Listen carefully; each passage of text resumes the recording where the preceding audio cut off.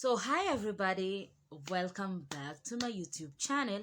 For those people who are new here, I'm Diana Mwangi and this is my space. And please make sure you subscribe, like and comment on this video. So guys, today I will tell you about my labor chronicles, like my experience in the labor room. As you can see, I don't know if you can see my face where ni vile tu sina ring light, lakini my makeup is giving, like it's giving see me si wahala, it's giving. So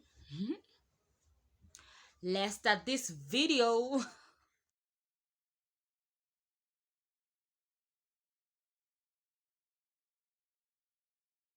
So guys, I don't know where to start from, but my pregnancy journey was not all that, like sikuanga na complication mob. Mine was so mild, like they were just there. So in the beginning of my third trimester, everything was going okay, but sasa when I was like 9 months, my baby and I decided niende home. At least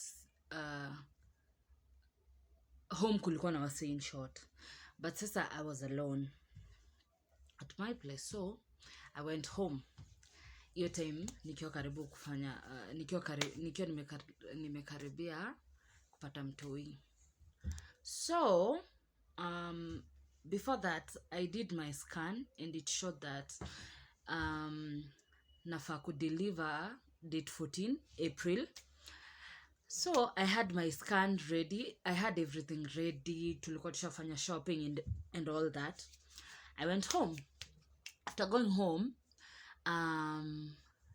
fast forward tukiwa sasa karibu like April 14, it was like April 13, around 11:30ish there. So I'm just there. I think at that time my mind was not settled cause nilikuwa na ile mentality ya guy, unajua naweza pata mtoi kesho. I've never experienced that, so this was my first time, so anxiety was all over, like I was suffering from anxiety at that time. So this date 13, sorry, at night, I'm there with my brother. We were watching a movie, and then we say we're like, I leave him there. I'm like, mimi nimeenda kulala, but I can't sleep because I'm having this anxiety, like my anxiety ko. So around sasa hiyo 11:30 I start feeling weird. And I go to the loo. For those people who are, for mothers, they can really relate. Like unasikia kwenda loo for number 2, and then number 2 is not coming out. I know ushaisikia there's this uncomfortability that is there, like you feel like removing a number 2 and the number 2 is not coming. Are you getting me? Like it's there, it's pushing but haitoki. So my brother is like, I tell my brother, guy, mi kuna venye nasikia weird, and he's like, ama ni call mom. You know, at that time, around that period, my mom was not sleeping well. Like alikuwa anakaanga akinisikiza na masikio moja. So and the guy that my mom was with at that time was around cause alikuwa na gari, so alikuwa tunashinanga home at that time. So I start feeling weird, but I tell my brother, usite mom kwanza, maybe I'm just overthinking cause I know my scan had showed me date 14. So after some time, after like 30 minutes, I feel, no, I'm now uncomfortable. And you know, a week before, like not a week, like around that period, my mom was like, well, unajua unaweza enda choo uangushe mtoto nini. So I decided, let's call her. My brother calls her, sorry. Hey, my mom panics, like me, I'm just seated there feeling uncomfortable, but I'm not reacting. But my mom is overdoing. My mom is really panicking. she's even panicking more than me. Na nikiambiwa na my sis, like alitoka nje. There's a friend of hers who was living like opposite our plot, the plot that my mom was living. So she rushed there. This lady had a career, a car. But kwa hiyo career, my mom called the guy, the guy she was dating, and she was like, guy huyu nini. She sent him a message actually. Kumtumia message, hakuwa sure kama ataiona. So she rushed, oh God, she rushed for the friend. The friend took years kushuka stairs from 5th floor. Me, I'm not panicking. My bag is ready. Baby clothes are ready. Everything was ready, actually. I was in a dera at that time. So we got out slowly. Me, even, I'm not panicking. Imagine me, I'm just walking like it's normal. Hey, my sister was telling me, mamangu alikuwa anaanguka kwa stairs. Like, she slid kwa stairs while she was rushing. Me, hata sina pressure. I go out, my brother is carrying the bag. Me, I'm just there in my jumper, in my dera. So we reach the gate. Imagine the way that my mom's guy came.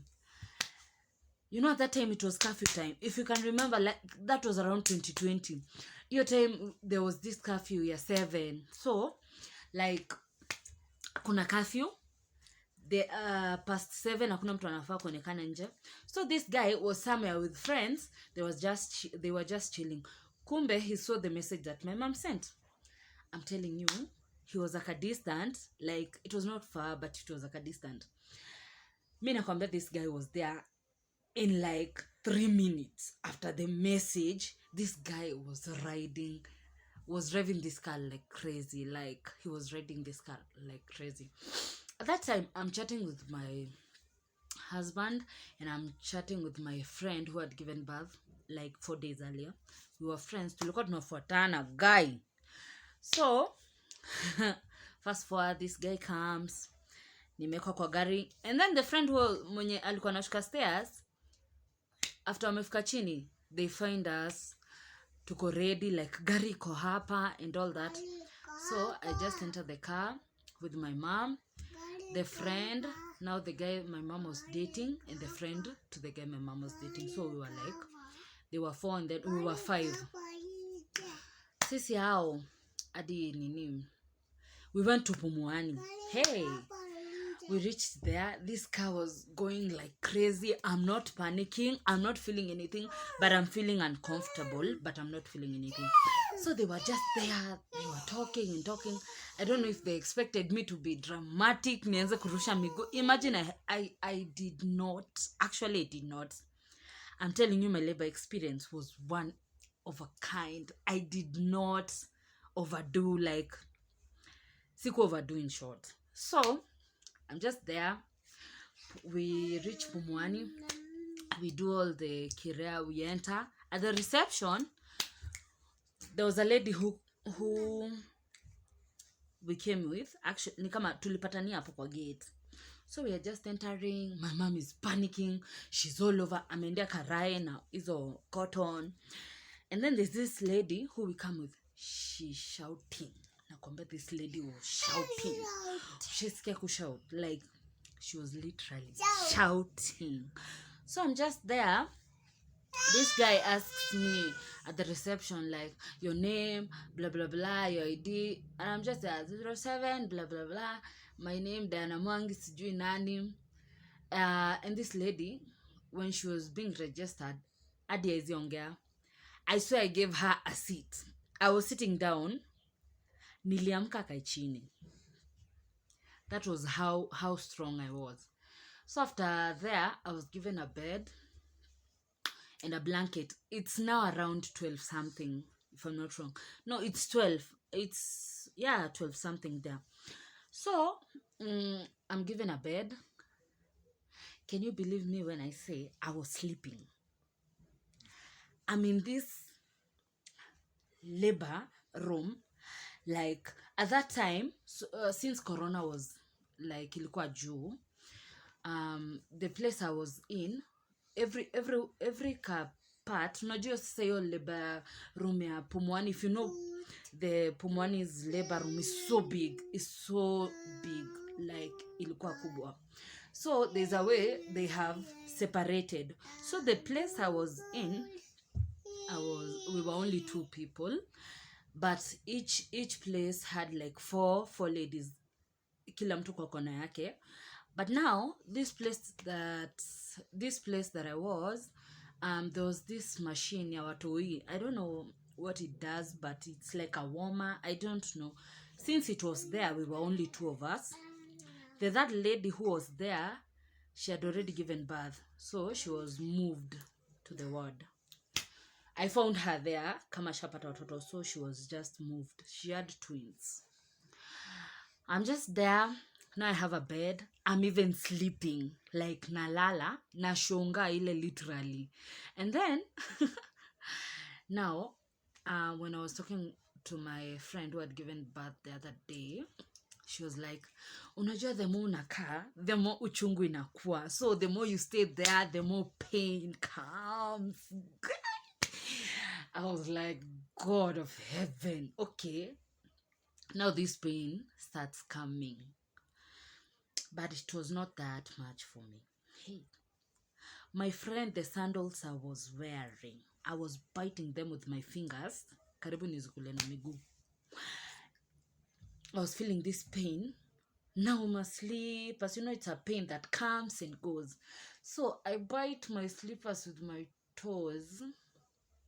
And then when it's gone, I sleep. Like, nilikuwa na shonga ile kabisa. But now, after some time, it's one. The pain is still going. Like, uchungu inazidi. Sasa, women are shouting. Guy. You know, kujigaragaria. Like, women were naked. You see the way we hide our nakedness. Labor room haina filters. Like, haina filters. And it's very fun, for me, after that experience, to give birth in a public hospital, if I'm not wrong, cause you meet a lot of people, drama, mnaimba pamoja, and then when you go to the ward now after giving birth, you start telling those stories. Aki mnacheka. Women are naked. Like, you see the way we hide our nakedness. Labor room haina filters. That was not Aga Khan. That was not Nairobi Hospital where you get your own bed. Now this is the real deal. Like, when this humongous labor room, like, it's not a labor room, labor hall. Women are naked. Doctors are seeing things. Guy. Everybody is everywhere. We're just walking. Sasa usingizi imeanza kuisha. Juu sasa, this is where everything is. Now sasa uchungu imeanza kukuja. Hey, ushesikia megadho. Me, I don't know what megadho is, but those megadhos. I'm just there walking. Now I start walking. Now there was this lady who came there.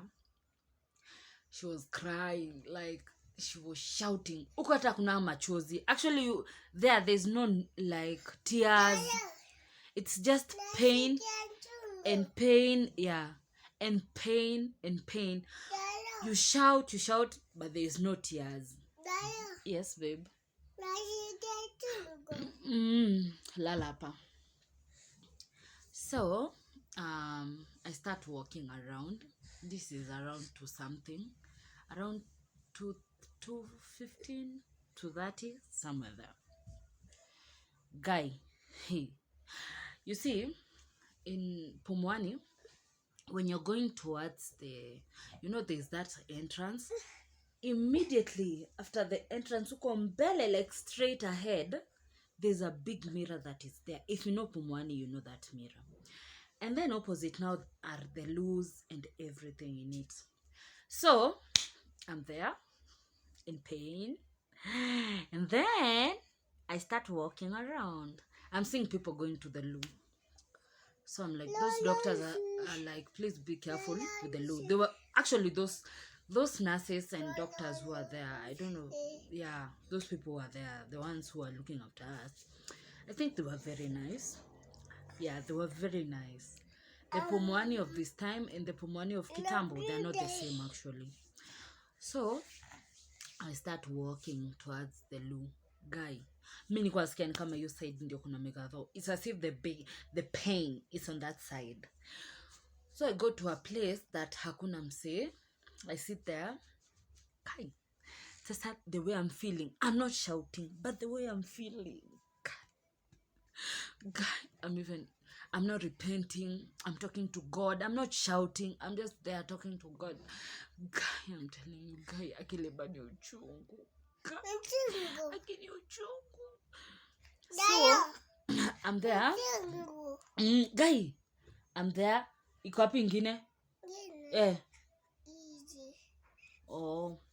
So I'm there in pain. People are shouting, calling their mothers. Nakwambia that even their corinos, they are like, Guy, Johera, KK. I'm telling you, people are speaking in tongues. If you, Guy, me, I don't know how I'll explain this.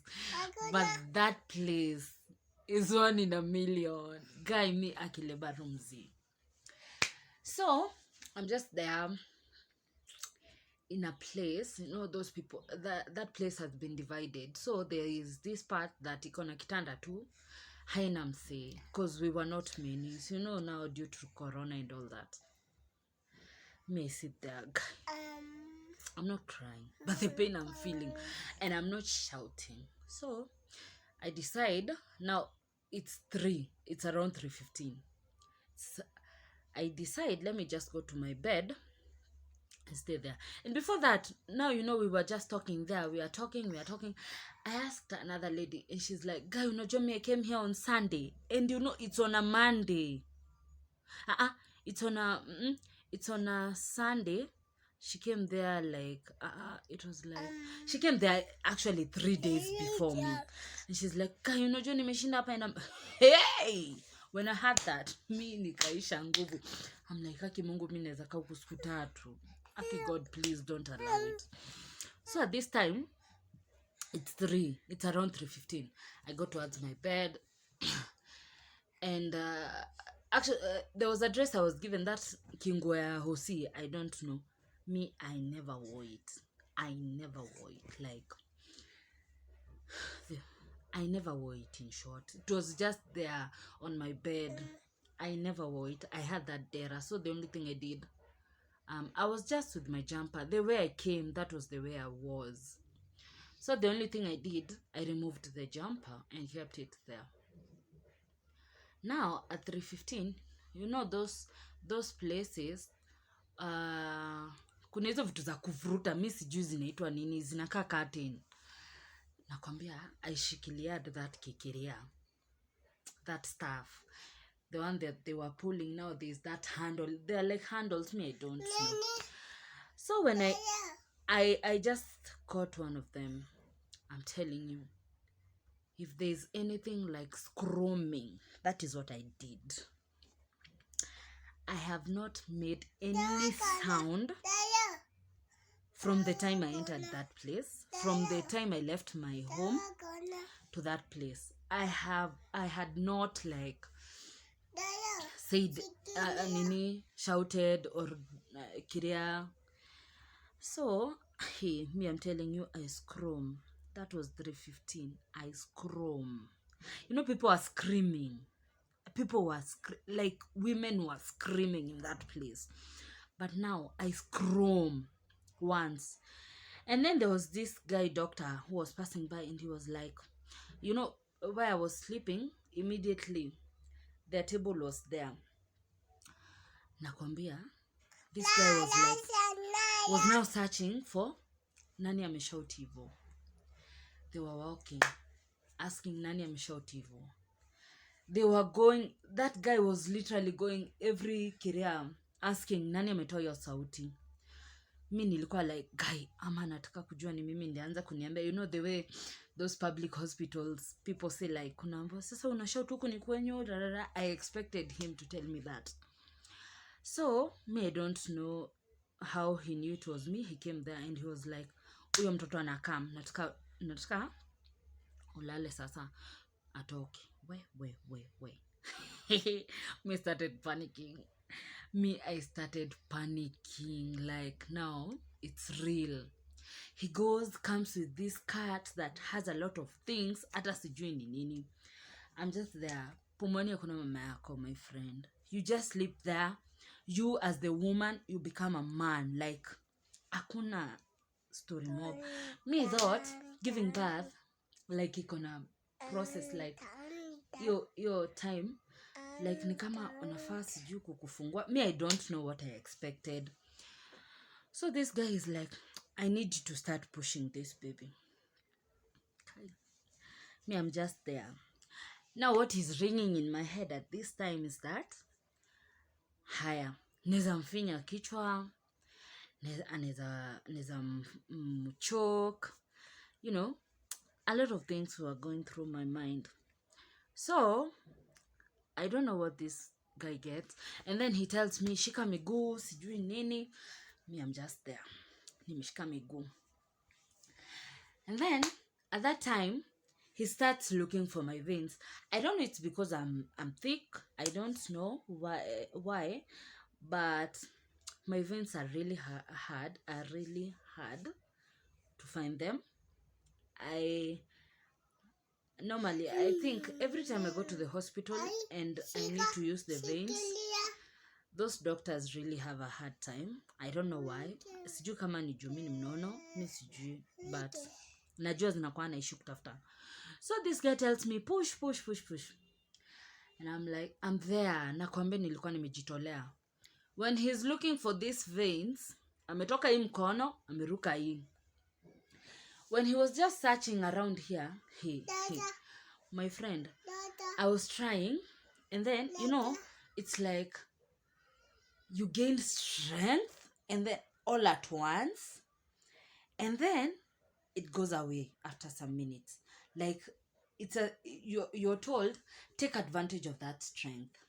Those women who have gone to these places now can relate. So you take advantage of this strength. So at this time, I've tried 2 times. Okay? And this guy is still looking for these veins. So it's like, shika mguu uko na uko. So I catch one because he anatafuta. Hey, my friend. You know that water is for induction. Sasa ilete uchungu mtoto atoke sijui nini. I was not induced. Akiwa huko anatafuta, mimi niko huko job. My friend, my baby was nilisikia Chloe ametoka amemwagika kama maji. This guy was like, guy, we nataka maji. Hata ujangoje hiyo induction kiria. I'm like, we nilikuwa na imagine ni mnyonge. And then he's like, nilikuwa na imagine ni mnyonge, sijui nimfinye kichwa, vitu kama hizo. Babe, nakuendea. So my baby is here. This is like, I think hata sikumaliza hapo like 15 minutes hapo. And Chloe is here. So they do the cleaning, the what. Now, let me tell you the other thing that happened after then. Chloe was like 2.5, 2.7 there.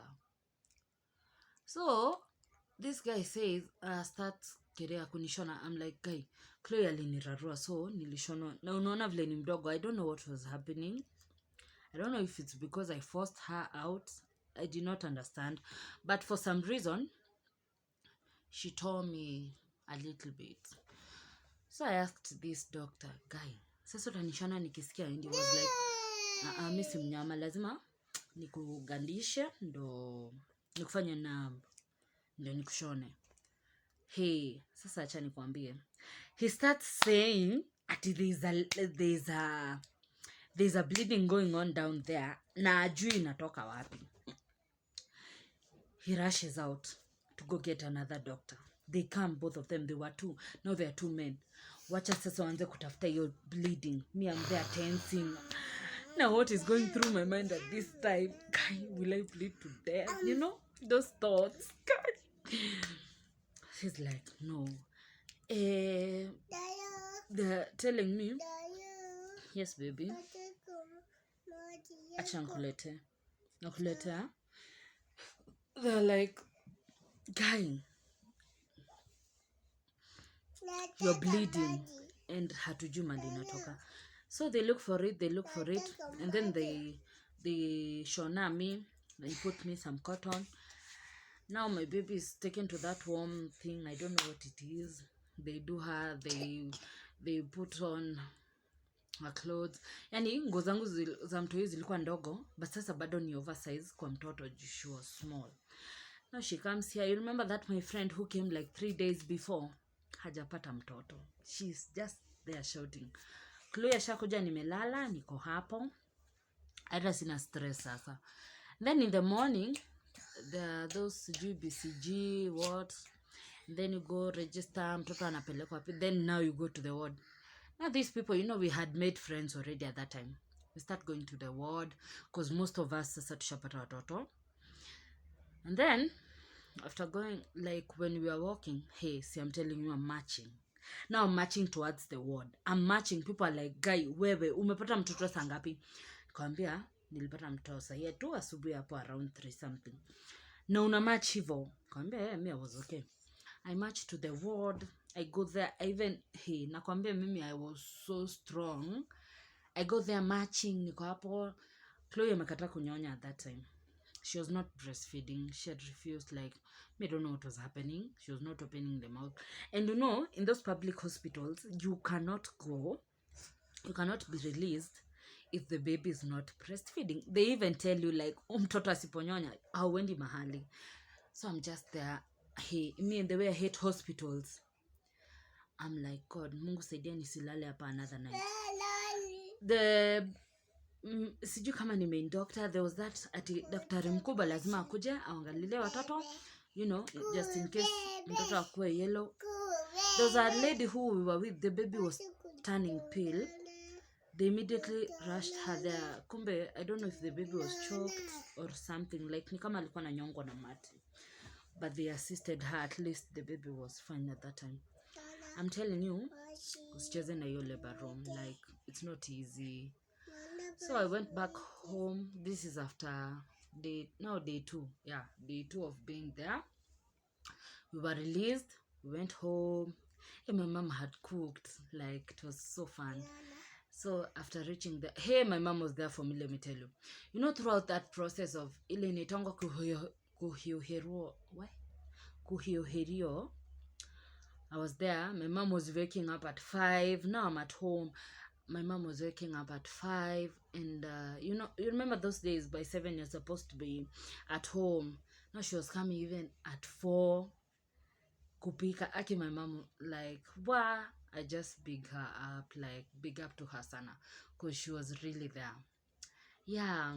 And then imagine that was my labor chronicles. Like, that thing is not easy, but you know, it's so fun because afterwards, after everything, these things become stories, and then you start laughing about them because they're so dramatic. Like, mi nakwambia, labor room is so fun and dramatic and painful at the same time. You can't even cry. Like, you're so dry, your eyes are so dry, like you can't even cry, but the pain is there. Like, and imagine hata nasikianga ukipata mtoto wa pili, mtoto wa tatu, the pain is still the same. So if you don't have a baby, get ready. So guys, thank you for watching. Make sure you like this video, subscribe to my channel for more stories and more lifestyle videos, more cooking, more of everything. I'll literally touch on what makes me happy at that particular point. So get ready for anything and everything. Yeah. So thank you for watching, guys. Make sure you have watched till the end, and see you on my next vlog. Sasa nikape mtoto wangu maji. Bye.